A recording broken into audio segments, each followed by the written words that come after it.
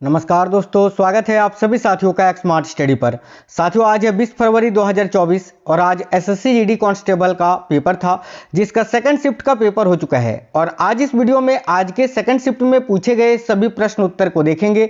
तो जो साथी लोग आज पेपर देकर आए हैं वो तो मिला लीजिए कि आपने जो आंसर किया है सेंटर में वो सही है या गलत है। और जिनका पेपर अभी आने वाले दिनों में है साथियों, उनके लिए तो रामबाण क्लास है, पूरा कंप्लीट देखना है क्योंकि बहुत सारे क्वेश्चन अभी आपको रिपीट होते हुए देखेंगे डेली। तो चलिए फिर देखते हैं क्वेश्चन आंसर। सभी से रिक्वेस्ट है वीडियो को एक लाइक कर दीजिए और अपने सभी दोस्तों तक जरूर शेयर करिए। अगर आप में से कोई भी नए हैं तो चैनल को सब्सक्राइब करके बेल आइकन को ऑन कर लीजिएगा, इससे आपको हर क्लास का नोटिफिकेशन मिलेगा और मैं आपको चैनल के अंदर वो सारा टॉपिक भी करवा दूंगा जिससे आपको क्वेश्चन पूछे जा रहे हैं। तो देखिए, सबसे पहले तो आज आपसे ये क्वेश्चन पूछा गया था कि भारत का संविधान कब अपनाया गया था। तो ध्यान से देखिए साथियों, भारत का संविधान संविधान सभा के द्वारा कब अपनाया गया था ये आपसे पूछा गया था। तो राइट आंसर हो जाता 26 नवंबर 1949 को। और अगर आपसे आने वाले शिफ्ट में पूछे कि भारत का संविधान कब लागू हुआ था तो याद रखिएगा 26 जनवरी 1950 को। यहां पर आपको याद रखना है कि प्रत्येक वर्ष 26 नवंबर को विधि दिवस या कानून दिवस मनाया जाता है या संविधान दिवस मनाया जाता है और प्रत्येक वर्ष 26 जनवरी को गणतंत्र दिवस मनाया जाता है। ठीक है, तो इसका करेक्ट आंसर हो जाता है 26 नवंबर 1949। एक क्वेश्चन था, संविधान के अनुच्छेद 333 का संबंध किससे है। तो साथियों, एंग्लो इंडियंस आपके ऑप्शन में रहा होगा, बस उसको टिक करना था। देखिए, भारतीय संविधान का अनुच्छेद 333 राज्य विधानसभाओं में एंग्लो इंडियन समुदाय के प्रतिनिधित्व के लिए विशेष प्रावधान देता है। ठीक है, तो एंग्लो इंडियन से रिलेटेड जो भी आपका ऑप्शन था वो आपका करेक्ट आंसर हो जाता। साथियों, आप अगर पेपर देकर आए हैं सेकंड शिफ्ट में, कोई भी क्वेश्चन याद है तो वीडियो के नीचे कमेंट बॉक्स में कमेंट जरूर कर देना। ठीक है, आगे देखिए, क्वेश्चन था पन्नालाल घोष का संबंध किस वादन से है। तो भाई पन्नालाल घोष का संबंध किससे है साथियों, तो प्रसिद्ध बांसुरी वादक से है। ये सारा टॉपिक आपको मिल जाएगा हमारा सेकंड चैनल स्मार्ट स्टडी 2.0 में, तो वहां पर जाना, ये सारे टॉपिक आपको मिल जाएंगे। वाद्य यंत्र, उनके वादक, लोक नृत्य, शास्त्रीय नृत्य, इसके अलावा स्टैटिक जीके का भी 500 क्वेश्चन का एक वीडियो अपलोड किए हैं कल ही। उस क्लास को देखकर अगर जाते हो आप तो सारा पेपर तो आपका वहीं से बनेगा क्योंकि स्टैटिक जीके का सारा टॉपिक मैंने उस क्लास में अपलोड कंप्लीट करा दिया है स्मार्ट स्टडी 2.0 में, है ना, जाओगे तो मिल जाएगा। आगे देखिए, अगला क्वेश्चन एक पूछा गया था, 2011 की जनगणना के अनुसार महिला साक्षरता दर किस राज्य का सबसे अधिक है। तो सिंपल सा क्वेश्चन था साथियों, 2011 की जनगणना के अनुसार महिला साक्षरता दर किस राज्य का सबसे अधिक है। तो केरल यहां आपका करेक्ट आंसर हो जाता। एक और जनगणना से क्वेश्चन था, शायद थीम पूछा था, तो किस जनगणना था, कौन सी वो जनगणना का पूछा था, ये मिल नहीं पाया था। तो अगर आपको याद है कि कौन सी हुई जनगणना का थीम पूछा था तो कमेंट बॉक्स में कमेंट कर देना, मैं आंसर आपको रिप्लाई कर दूंगा। एक हिंदी का क्वेश्चन था, शुद्ध वर्तनी से वाक्य ऐसा था कि सड़क चौड़ी है, तो चौड़ी, ये जो चौड़ी रेखांकित वाक्य है इसका शुद्ध वर्तनी क्या होगा। तो ये ऑप्शन पर डिपेंड करता साथियों, सिंपल सा क्वेश्चन था, ऑप्शन को देखकर आप इसको आसानी से कर सकते थे। आगे देखिए, इस क्वेश्चन पे डाउट है साथियों, जलियांवाला बाग हत्याकांड वाला क्वेश्चन आया था कि नहीं, केवल इसी क्वेश्चन पे डाउट है। जितने क्वेश्चन मैं आपको बता रहा हूं बाकी सभी सही है, तो आप लोग बताना ये सही है या गलत है। तो देखिए, जलियांवाला बाग हत्याकांड कब हुआ था, तो ये 13 अप्रैल 1919 को हुआ था। और कहां हुआ था, तो पंजाब के अमृतसर में। इसमें गोली चलाने का आदेश किसने दिया था, तो जनरल ओ डायर ने। जिसकी हत्या किसने की थी, तो उधम सिंह ने। चलिए, जलियांवाला बाग हत्याकांड से इतने ही क्वेश्चन आपसे पूछे जा सकते हैं जो कि मैंने आपको बता दिए। आगे एक क्वेश्चन था, कल पढ़ना मुहावरे का अर्थ क्या होता है। कल पढ़ना, तो भाई कल पढ़ना मुहावरे का अर्थ होता है चैन मिलना, आराम मिलना, है ना, आराम अनुभव होना। तो इसका करेक्ट आंसर हो जाता है चैन मिलना। सिंपल सा क्वेश्चन था। आगे एक क्वेश्चन आपसे ये पूछा था कि वर्तमान में आंध्र प्रदेश के राज्यपाल कौन है। ठीक है, न्यायमूर्ति, जो कि पूर्व में न्यायमूर्ति थे, जो कि सेवानिवृत्त अभी हो चुके हैं, वह आंध्र प्रदेश के राज्यपाल कौन है। तो वर्तमान में आंध्र प्रदेश के राज्यपाल कौन है, तो एस अब्दुल नजीर जी। तो इस क्वेश्चन का करेक्ट आंसर हो जाता एस अब्दुल नजीर। आगे देखिए, अगला क्वेश्चन एक पूछा था, अमृतसर की संधि कब हुई थी। तो साथियों, अमृतसर की संधि जो है ना ये 1909 में हुई थी। ठीक है, तो 1809, तो 1809 यहां आपका करेक्ट आंसर हो जाता। अब देखिए, अगर आपसे पूछा था कि अमृतसर की संधि किसके किसके बीच हुई थी, तो भाई ब्रिटिश ईस्ट इंडिया कंपनी और महाराजा रंजीत सिंह के बीच में हुई थी। ठीक है, ब्रिटिश ईस्ट इंडिया कंपनी और महाराजा रंजीत सिंह के बीच में 1809 में अमृतसर की संधि हुई थी, है ना। साथियों क्लास को एक लाइक आप लोग जरूर कर देना, ठीक है, और प्लीज अपने सभी दोस्तों तक जरूर शेयर करना। एक क्वेश्चन पूछा था नीति आयोग को क्या कहते हैं, तो भाई नीति आयोग को और क्या कहते हैं, ये क्वेश्चन पूछा था।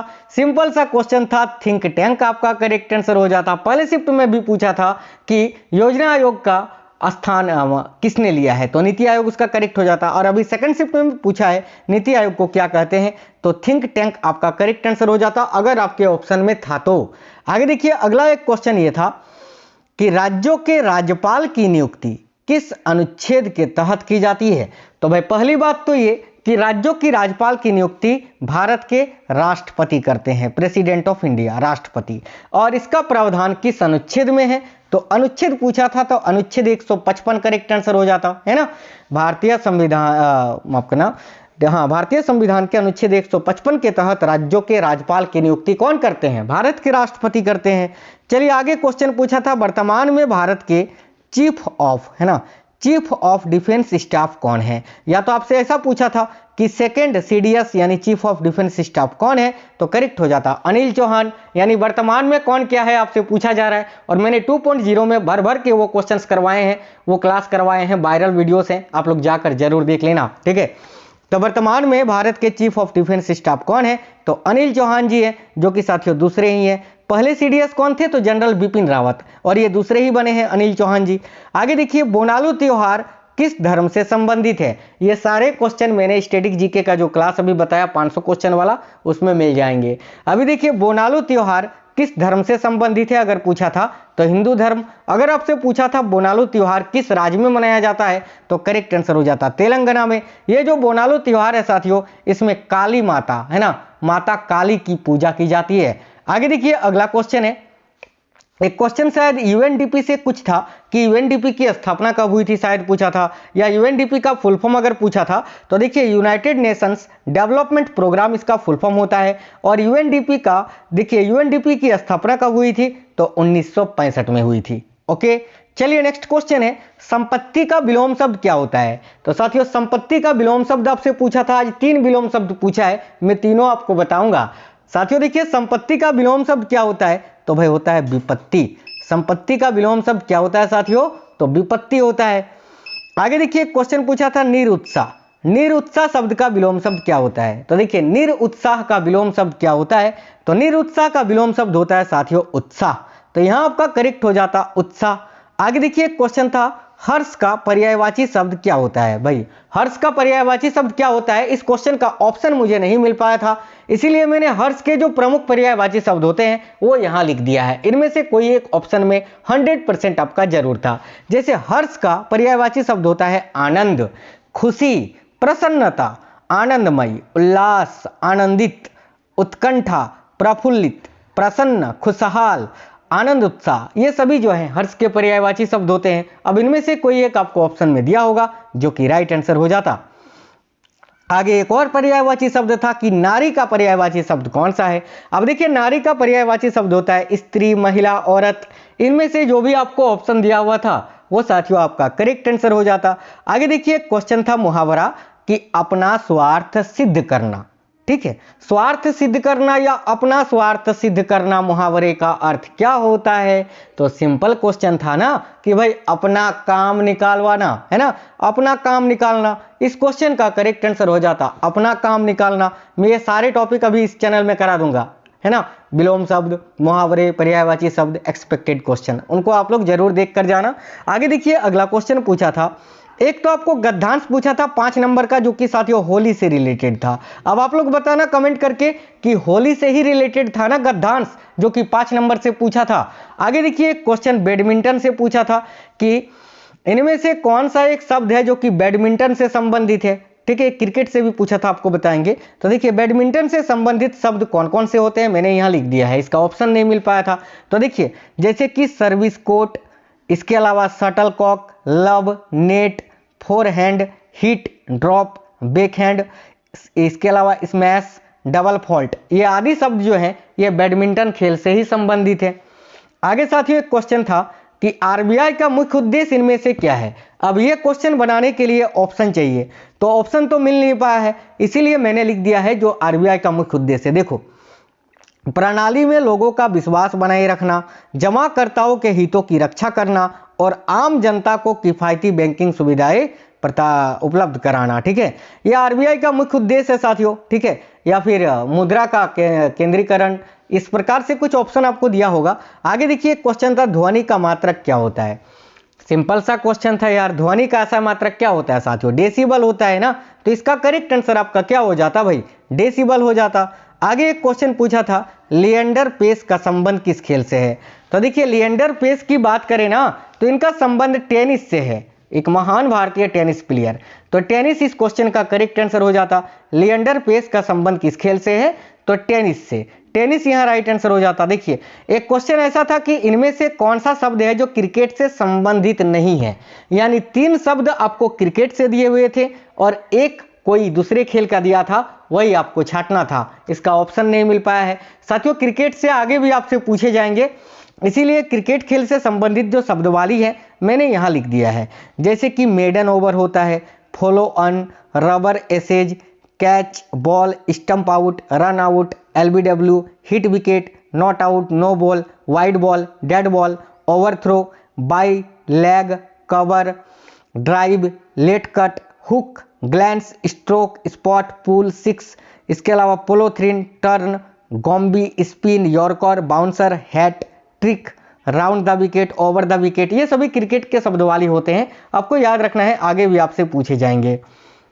एक और विलोम शब्द था साथियों, बिरल का विलोम शब्द क्या होता है। तो देखिए, बिरल शब्द का विलोम शब्द क्या होता है, तो सघन होता है। तो इस क्वेश्चन का राइट आंसर आपका सघन हो जाता। आगे साथियों, अनेक शब्दों के बदले एक शब्द आपको पूछा था एक क्वेश्चन, ये क्वेश्चन मुझे नहीं मिल पाया है, अगर आपको याद है तो आप लोग कमेंट बॉक्स में कमेंट कर दीजिएगा। वाक्य शुद्धि से 2 क्वेश्चन थे, एक तो मैंने आपको बताया वो चौड़ी वाला था, एक कोई और था जो कि मुझे मिल नहीं पाया है। आगे एक क्वेश्चन आपसे पूछा था कि नेहरू ट्रॉफी किस खेल से संबंधित है। तो देखिए, नेहरू ट्रॉफी की बात करें ना तो साथियों ये नाव दौड़ से संबंधित है, नौका दौड़ में ये ट्रॉफी दी जाती है, नेहरू ट्रॉफी। तो भाई इसका आंसर क्या हो जाता, नौका दौड़ या नाव दौड़। ठीक है, आगे देखिए, क्वेश्चन था, पहली पंचवर्षीय योजना जवाहरलाल नेहरू ने किस मॉडल पर लागू किया था। तो देखिए, पहली पंचवर्षीय योजना जो थी जवाहरलाल नेहरू ने किस मॉडल पर लागू किया था, तो करेक्ट आंसर हो जाता हेरोल्ड डोमर मॉडल पर। आप बात कर लेते हैं साथियों, यहाँ देखिए आपका पेपर कब है और किस दिन है, ये आप हमें कमेंट बॉक्स में कमेंट करना, वीडियो को लाइक जरूर कर देना और अपने दोस्तों को जरूर शेयर करना। अभी जिनका पेपर बाकी है उनके लिए बहुत सारे इंपॉर्टेंट क्लास लेकर आने वाले हैं, जिसको पढ़कर जाओगे डायरेक्ट आपको क्वेश्चन उसी क्लास से आएंगे। साथियों, मैथ और रीजनिंग की बात करें तो 20 क्वेश्चन मैथ का और 20 क्वेश्चन रीजनिंग का। देखिए, रीजनिंग में आप आसानी से 18 से 20 क्वेश्चन कर सकते हैं। ठीक है, बिल्कुल कोई 20 में 20 कर सकते हैं। और मैथ की बात करें तो 15 से 16 क्वेश्चन आप लोग इजीली कर सकते हैं। हिंदी की बात करें तो 18 से 20 हिंदी में भी आप लोग कर सकते हैं। ठीक है, 18 क्वेश्चन कर ही सकते हैं। जीएस कभी किसी का पूरा नहीं बनता है, तो जीएस में 14 से 15 क्वेश्चन आप लोग करने वाले हैं, मतलब कि जो अच्छे से पढ़े होंगे वही कर पाएंगे 14-15 क्वेश्चन। ठीक है, बाकी अभी तक तो साथियों मॉडरेट लेवल का रहा है, इजी टू मॉडरेट लेवल का एग्जाम का आपका पैटर्न अभी तक। बाकी आगे क्या होगा ये तो हम देखेंगे, क्योंकि आपको डेली हर एक शिफ्ट का एनालिसिस करवाएंगे। एक चीज और बता दें कि देखिए, डेली रात में एक क्लास आएगी जिसमें डेली के पहले, दूसरे, तीसरे और चौथे चारों शिफ्ट के क्वेश्चन आंसर एक ही वीडियो में आपको करवा देंगे। तो उस क्लास को आप लोग जरूर देख लेना, उसमें आपको चारों शिफ्ट के क्वेश्चन आंसर मिल जाएंगे। तो साथियों वो सारा टॉपिक भी आपको करवाऊंगा, और वैसे ऑलरेडी करवाए हैं एक्समार्ट स्टडी 2.0 यूट्यूब चैनल पर। एक्समार्ट स्टडी 2.0 में आपको वो सारे टॉपिक मैंने करवाए हैं ऑलरेडी, तो जाकर देख लेना। चलिए तो मिलते हैं नेक्स्ट वीडियो में, तब तक स्वस्थ रहें। जय हिंद साथियों, वंदे मातरम।